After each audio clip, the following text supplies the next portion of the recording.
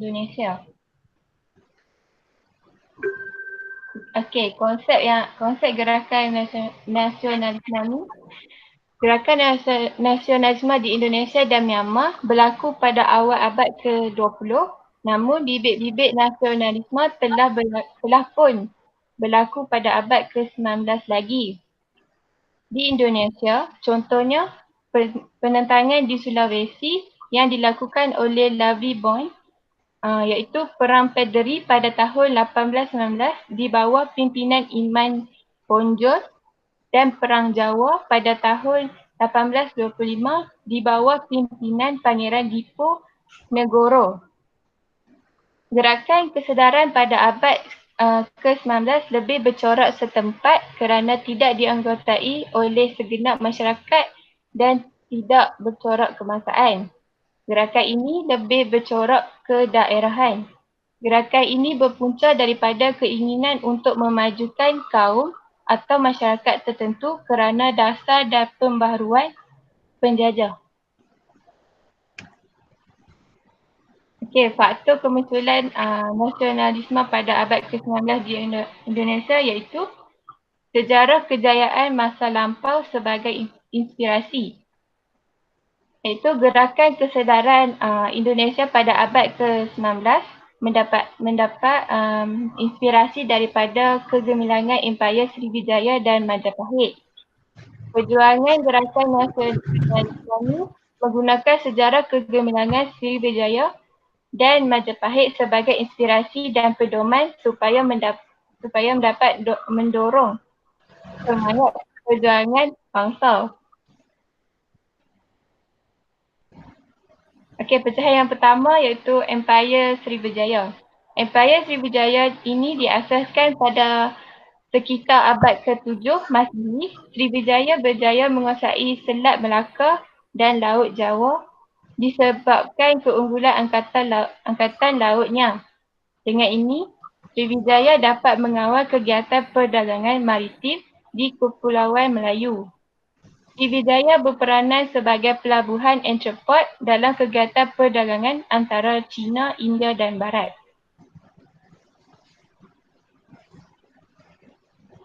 Pecahan yang kedua iaitu Empayar Majapahit.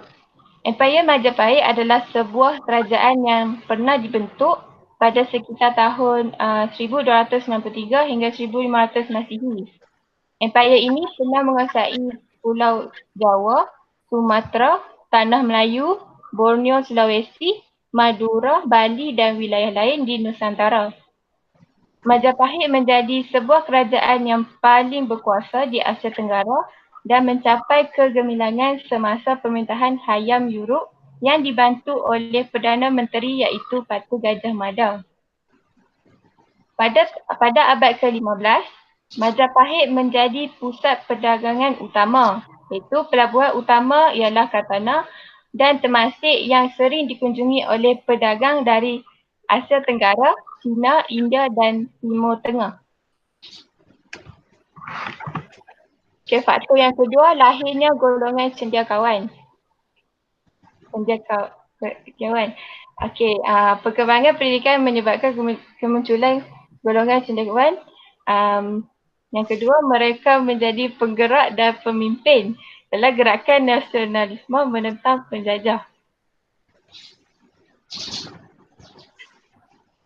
Okay, faktor yang ketiga iaitu kesengsaraan ekonomi dan sosial. Pertama, pelaksanaan sistem tanaman paksa pada tahun 1830 dan dasar liberal pada 1870 amat menyedihkan peribumi Indonesia. Di bawah sistem tersebut, kaum tani diperas dan dengan kejam sehingga kebuluran yang dahsyat di Jawa Tengah. Mereka dihambakan untuk mengeluarkan tanaman komersial yang amat menguntungkan pihak penjajah Belanda. Pegawai Belanda dan pembesar Jawa juga memaksa kaum tani membayar tukai tanah yang dihasilkan untuk penanaman tanaman komersial. Namun bahagian ini sepatutnya dikecualikan. Di bawah dasar liberal pula, golongan swasta telah menindas kaum tani dengan kejam demi mengaut keuntungan yang lebih. Kedua-dua sistem ekonomi Belanda diupamakan sebagai satu bentuk penindasan dan pemerasan terhadap pribumi Indonesia. Mereka hidup sengsara dan terhimpit sehingga ramai kaum tani telah menyertai Perang Jawa di bawah Diponegoro.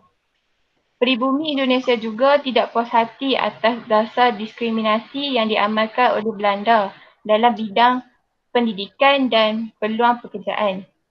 Mereka juga membenci orang Belanda yang telah menyerahkan kuasa pengutuk cukai kepada orang Cina. Hal ini kerana orang Cina telah memaksa golongan pribumi membayar cukai yang lebih tinggi daripada yang ditetapkan. Orang Cina ni berfungsi sebagai orang tengah dalam ekonomi komersial. Mereka telah membeli hasil-hasil keluaran kaum tani dengan harga yang amat rendah.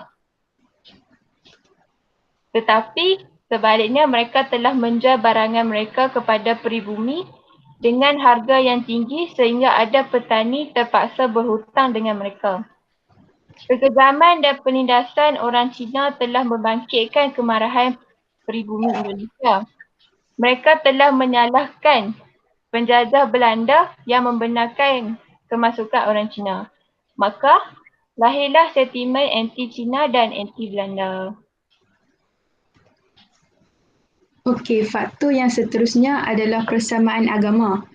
Walaupun penduduk pribumi terpisah dari segi geografinya, namun hampir 90% mereka beragama Islam.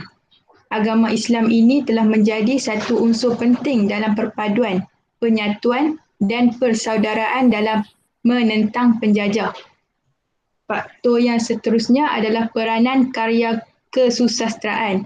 Karya yang paling menonjol ialah novel Jos Rizal iaitu Noli Me Tangere dan El Filibusterismo.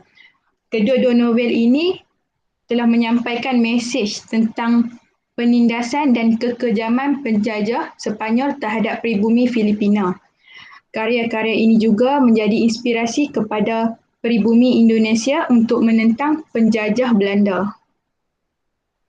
Okey, bagi pengaruh luar pula iaitu pergerakan nasionalisme Filipina. Gerakan dakwah ini di bawah pimpinan Jos Rizal. Beliau telah menuntut agar bangsa Filipina diberi layanan yang sama dengan bangsa Sepanyol. Jos Rizal menubuhkan Liga Filipina dengan bertujuan mendesak kerajaan Sepanyol melaksanakan pembaharuan politik, ekonomi dan sosial bagi penduduk tempatan. Namun, Jos Rizal telah ditangkap dan dibuang negeri ke Dapitan dan akhirnya beliau telah dikenakan hukuman mati bunuh atas tuduhan terlibat dalam gerakan revolusi. Selepas kejadian itu, perjuangan gerakan nasionalisme diteruskan oleh Andres Bonifacio dan Emilio Aguinaldo. Okey, faktor yang terakhir ialah pergerakan nasionalisme Mesir. Pergerakan ini adalah di bawah pimpinan Arabi Pasha. Gerakan ini bertujuan untuk menentang kekuasaan bangsa Eropah, khasnya bangsa British terhadap Mesir. Pelajar-pelajar Indonesia yang menuntut di Mesir amat terpengaruh dengan gerakan ini. Demi perpaduan dan persaudaraan, pelajar-pelajar Indonesia telah menyertai gerakan kesedaran untuk menentang Belanda dan menuntut pembaharuan. Okey, sekian, terima kasih.